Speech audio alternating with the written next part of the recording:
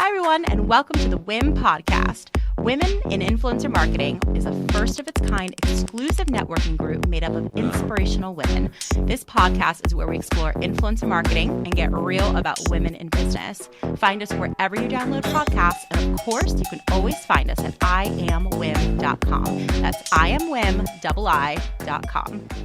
Hey guys, what is up? Welcome to the podcast. I feel like I start every podcast by saying, my hair looks crazy. These plants are still dead behind me. If you guys tune in on YouTube or Spotify, you're in for quite the treat. But I'm very excited to be back with you guys, just keeping it real. This episode is going to be a little bit different. You've got just me.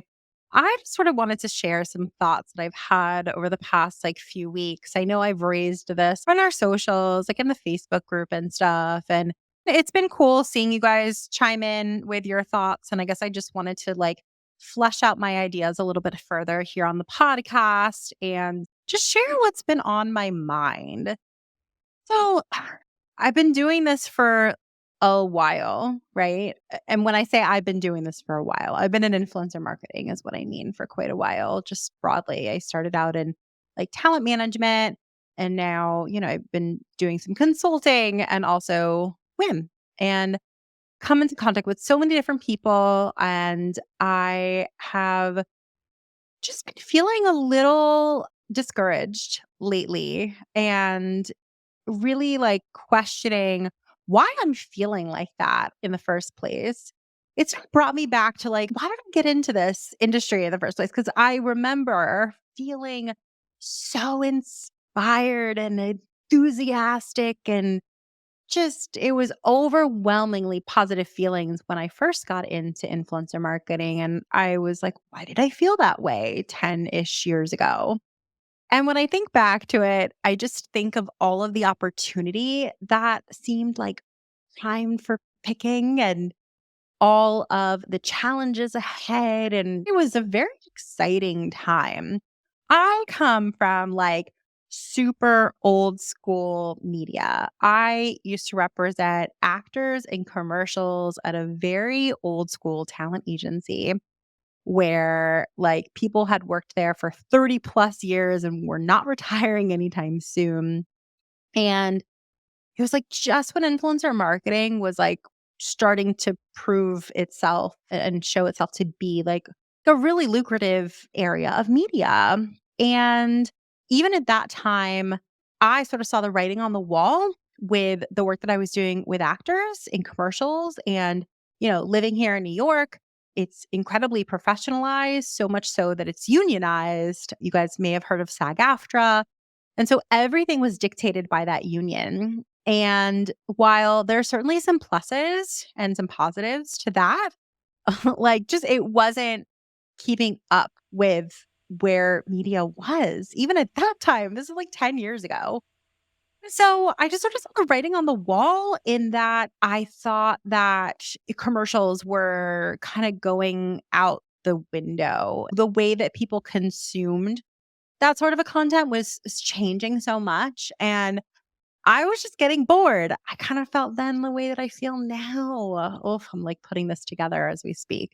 I know I've told this on this podcast before, but the story goes that a former colleague of mine who left to go work in casting knew that I was uninspired, knew that I sort of wanted to go in a different direction. And she was actually the one that tipped me off on exploring what it would be, instead of representing actors, to represent influencers. So I give her full credit to this day.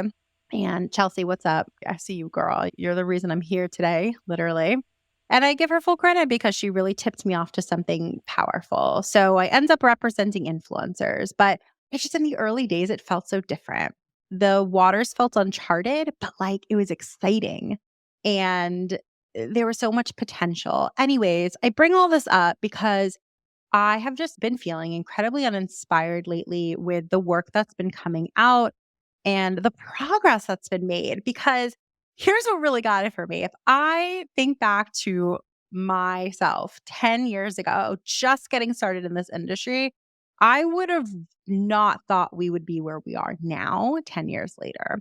I absolutely would have thought that we would just be further along, that people would have been bought into this and like more impact would have been coming from our industry. And there wouldn't be so much muddiness and uncertainty and discord. I don't have a problem with discord, but it feels like there's just like a lack of progress. And I'm kind of pissed about that. I gotta be honest. So, like, where does that come from? I'm seeing really low performance data come from campaigns that I'm privy to where the expectations is that they're going to get results of like sub 10% return on their investment and, reach that is just pitiful. And these are people that are doing it right. Like they are putting some paid spend behind it. They're really investing time to find the right partners and the right influencers. And they're creating what seems like decent content, but there's just something missing. And I'm trying to figure out what that is. I know I've spoken about this and basically said, like, I don't necessarily have all the answers, but I have a lot of questions and I have a lot of concerns. And that is absolutely the case. I wonder if part of it is that our expectations are too low. It's like, why are these results so pitiful? Well, you need to like demand better. You need to not accept less. And I think that is part of it. I wonder if that's part of it, that our expectations are just too low and we're not pushing ourselves hard enough. I also just am absolutely bored by the content that's coming out, just generally. Like, of course, there are exceptions. Of course, there's cool shit that's coming out, but the amount of boring hashtag ad and it's like a person holding a thing, it feels like that. Like, it just feels so lackluster, uninspired, and not very creative at all. And I think that I'm a little more removed now. I'm doing WIM and doing consulting now. And, removed, I think is actually the wrong word. Approach all of this with a much fresher set of eyes because I'm privy to a lot of stuff, but I'm not immersed in it. And I think that it provides a little bit better perspective in that I'm able to be a little bit more critical of what I'm seeing. Also, I can just put on my consumer hat and I'd ask myself, like, would I buy this product based on this ad? And I remember being more easily influenced by influencers back in the day. And I'm just not now. Well, you can argue, like, maybe it's, of course, that I work in the industry and I'm a little like jaded, or maybe I'm just like, I've gotten older and it takes something different to get me to buy something. I know that I'm not alone. And I'm wondering where are the influencers that are going to reach me? Like, I'm, a millennial. I've got money to spend and I want to spend it. And no one's really convincing me to buy shit. I want to buy your stuff. I want to spend money. I want to be influenced. And I just see right through it. I don't believe any of these influencers. I don't believe that half of them want the products themselves. I'm uninspired even by the brands who are promoting on their own channels. I just feel like we're recycling tactics and no one is really pushing themselves to do something innovative. So I brought this up in our Facebook group and I loved the commentary. A lot of you guys were saying that I'm not alone. You've been thinking this for a while and you brought some really interesting things up. So I'm going to read this from my phone actually, because this was one of the comments that came in. And I'm not going to say the person's name simply because it's our private Facebook group and I want to be respectful of people's identities and thoughts and wanting to be anonymous. So they just said, like, I so feel this. In general, I don't think it's from a lack of desire to be innovative. Rather, to echo some of the sentiment already stated, I think it can be difficult when so many parties all have unique standards, goals, and KPIs, the agent, the talent, the brand. And in order to be innovative, it feels like all parties involved need to collectively hold hands, trust each other, and agree to something new, which can be challenging if expectations are misaligned, especially when you couple that with a market like today where everyone is under added pressure to produce results. I think that was just so well stated. So I wanted to read that one to you guys. First of all, this is like a common theme of today. I was talking to somebody else earlier about just like, how do you work well? How do you work well? And, while I would like to be the one that says, oh, I work well under pressure, that's actually not true at all whatsoever. Like, I don't crack under pressure. But I don't work best under pressure. I work best when I have the freedom to have some creativity. That's just me personally. So, absolutely, to this person's point, there is so much pressure these days to produce these results. And like, that's hard for people to do constantly, always. I also really resonated with the point about like just having things be misaligned. It almost feels as if like things are just kind of messy. And someone else in the comment section was, let me pull it up actually. They were talking about basically how we haven't addressed the basics of success yet. And so, how can we push the envelope if we haven't even done that yet? Hey, you. Thanks for listening to this episode. This show is sponsored by Women in Influencer Marketing, the best online community for the creator economy.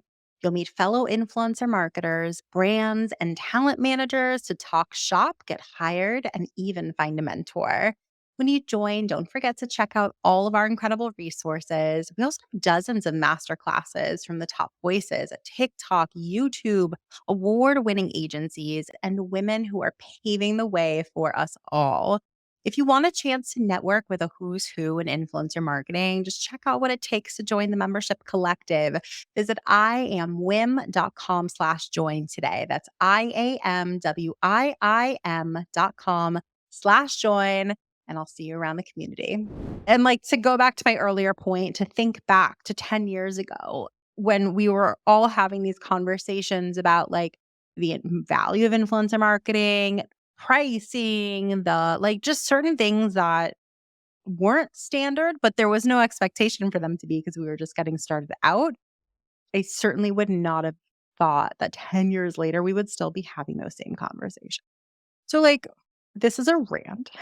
Again, like, I don't have answers necessarily, just criticism and strong opinions. And I hate only like offering that. I hate only contributing that to the conversation, but possibly like get you guys thinking of like, what else do you have issues with? What else are you struggling with? We got to like make a list. We have to figure out where the problems lie and actually address the issues. I told you guys, I come from this world where like actors were in unions and everything was unionized and it was like too strict. As a talent manager, I loved the fact that like everything was up for negotiation. I loved that. That's why I enjoyed representing influencers versus actors in the first place, because you could just do one negotiation or do two negotiations side by side and see how much leeway you had with influencers and how there really wasn't much to negotiate when it came to actors because it was all pre-negotiated by the union.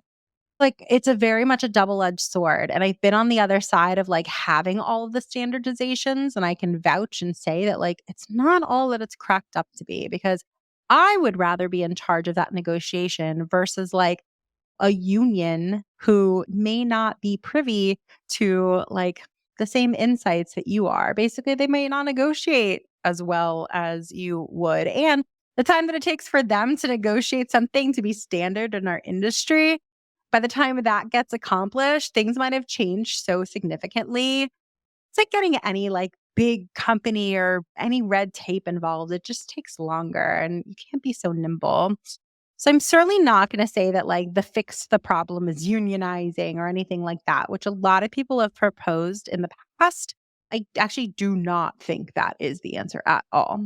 One could argue that like education is the solve, but a lot of us say that we educate and maybe standardization of that education could be helpful. But like a lot of us went to college, for example, and we had great educations, perhaps, but like each institution teaches whatever they want to teach, however they want to teach it. And so we all leave college educated, but we get the same level of education.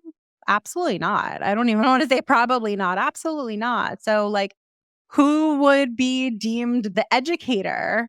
And like, is that even right? I don't know, man. I have so many issues with academia broadly that like that doesn't seem like the answer either.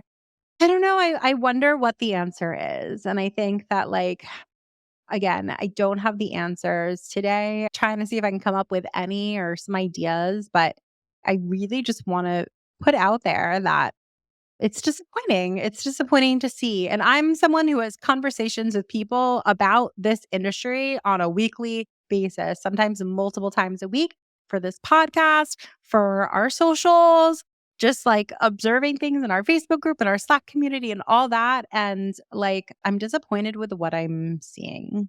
I think broadly, I wish that people were taking more risks. I wish we were seeing better results. I do think that part of it is just simply because we're at the whims of the social media platforms themselves, who all have their own agendas. And it's interesting, right? Like there's been such a topic of conversation these days about like, oh my God, the social media platforms are starting to monetize. How dare they? And a lot of people have a lot of issues with that. I've got on the record to say, I know this is probably going to be an unpopular decision amongst most people. I see no issue whatsoever with Instagram, Twitter, Discord charging for additional services. You can absolutely opt in to the free version, but if you want more, you pay. The reason I bring that up is because Instagram, TikTok, none of those people are taking a percentage of earnings from any of the partnerships that are happening. They see that influencer marketing is a billion, multi-billion dollar industry, and they're seeing a very small percentage of that. They're certainly not seeing anything, right? Because all the whitelisting that's happening in the paid social, et cetera, like that's money that's going to them. But it's a pretty small percentage. Like if one influencer makes, 5 grand on a partnership and they're hiring 10 of them, they're just seeing the ad revenue, but not any of that money. So if they're not invested in that side of it, they're probably going to demote that content. You talk to influencers all day who will tell you that the second you stick a hashtag ad or a hashtag sponsored or a branded partnership tool, that content gets less reach. I used to be like, I don't know. I don't know. I would be surprised if they were wrong. Like they're right. They have to be right. Because again, like these social platforms, they're in business for themselves. And so, unless all of us have skin in the game, I don't know why they would promote that. They don't have any skin in that game. Why would they promote something that they don't get a piece of? So, maybe that's part of the answer. Like, maybe right now it's sort of like our own world of influencer marketing, and we utilize these social platforms, which are so integral to what we do, except like there's very little partnership there. And if there was, and we all sort of were like in it together and had collective skin in the game, then maybe it would work more to our advantage collectively. So it's interesting. I wonder if that's part of the answer. I don't know. I'm just spitballing here. Anyways, thank you guys for listening to my rant. I'm aware that like I'm a little bit of a downer today, not certainly like talking about all the innovations that are happening. It's not always good. Like it doesn't always need to be good and great and dandy. And I think it's important to call out where the pitfalls are. I want to feel the way that I did 10 years ago. And I know that life circumstances change, and perhaps it's just me. Like, perhaps it's me and the industry is different, but I really would love to feel that enthusiasm again and be a little bit more bright eyed and excited by what our industry can do. I'm still like an eternal optimist. So I do see it coming around, but I'd also love for us to just have more conversations and have more action to make it better. I think the actions are actually the most important. And I think that that's probably what's happening the least. So let's keep talking, guys. Let me know what you think. Go on to our socials. I am Wim on Instagram, for example. We always post a little promo about each week's episode and let me know your thoughts. So, if you guys would be so kind as to leave us a review on Apple Podcasts in particular, it would so help the show. This is free. We don't ask for anything, but some social currency would go such a long way. If you share our, Instagram post out into your stories, send it to a friend, the link to the show, tell them to subscribe, tell them to take a listen. But review on Apple Podcasts would mean so much. And I'm going to start reading some of the reviews that have come in to give you guys credit, shout you out. So we're going to read one this week. Maybe yours will be next week. So this one is from A. Sobering. Entertaining, insightful, and actionable. Whether you're well established as an influencer or just getting started, carving out a profitable niche that's ready to grow, this is a must listen podcast for you. Jessy does an incredible job leading conversations that cover a huge breadth of topics related to the ins and outs of building a thriving business and life that you can be proud of with leaders who've actually experienced success themselves. Highly recommended listening and subscribing. Thank you so much for leaving that review. And again, I hope you guys please keep listening, subscribe, check us out, leave us a review. Check us out on Instagram, of course. I am Wim. TikTok, the same. YouTube, we're at Wim, y'all. We got that name on there. Anyways, check us out on all the places. Definitely consider checking out our membership as well, which you can find all the details on it. IamWim.com. That's IamWiim.com. Our membership is for the top of the top influencer marketers. Consider us a networking group and your biggest resource of women who are cheering you on throughout your career. That's what the membership is. Love you guys so, so much, and I will see you next week. If you enjoyed this episode, we gotta have you back. Check out our website for more ways to get involved, including all the information you need about joining our collective. You can check out all the information at IamWim.com. Leave us a review, a rating, but the most important thing that we could ask you to do is to share this podcast. Thanks for listening. Tune in next week.